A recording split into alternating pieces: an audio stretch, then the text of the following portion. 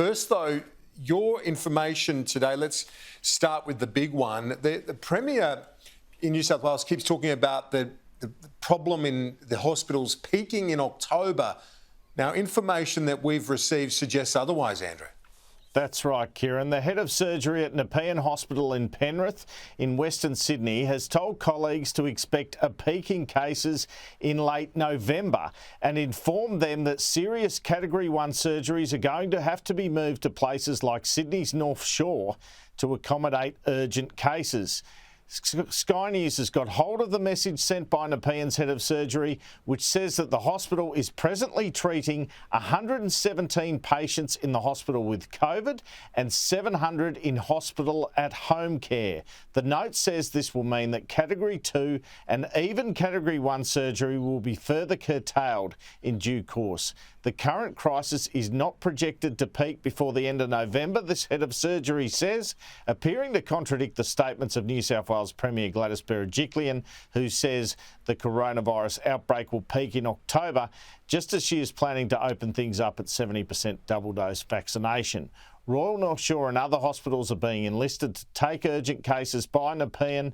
Overall in New South Wales, another 4 deaths today. That is now 100 deaths in this 2-month outbreak, and 17 of those deaths in just 4 days. Gladys Berejiklian, not for the first time, promising today that although cases will continue to rise, in a couple of weeks they'll start to reduce. We know that the rate of hospitalisation is likely to peak sometime in October. We know there's ranges of predictions on what the case numbers will come up to. I've often said, as Dr Chant and Dr Gall and others have said, we anticipate the worst will be in the next couple of weeks in terms of case numbers.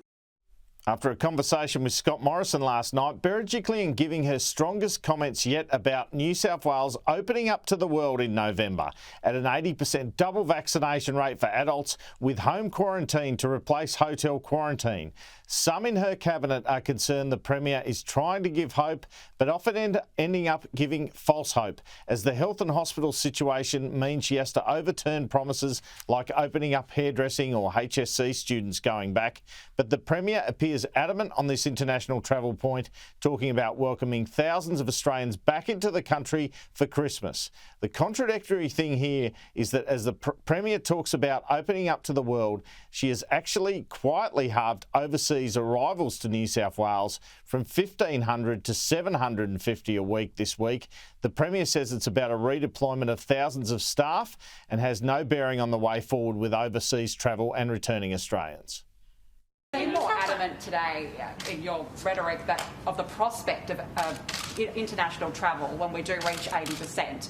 So why now have you decided to halve the international arrivals cap? That is only a temporary issue for the next month. We know at the moment, this is the irony.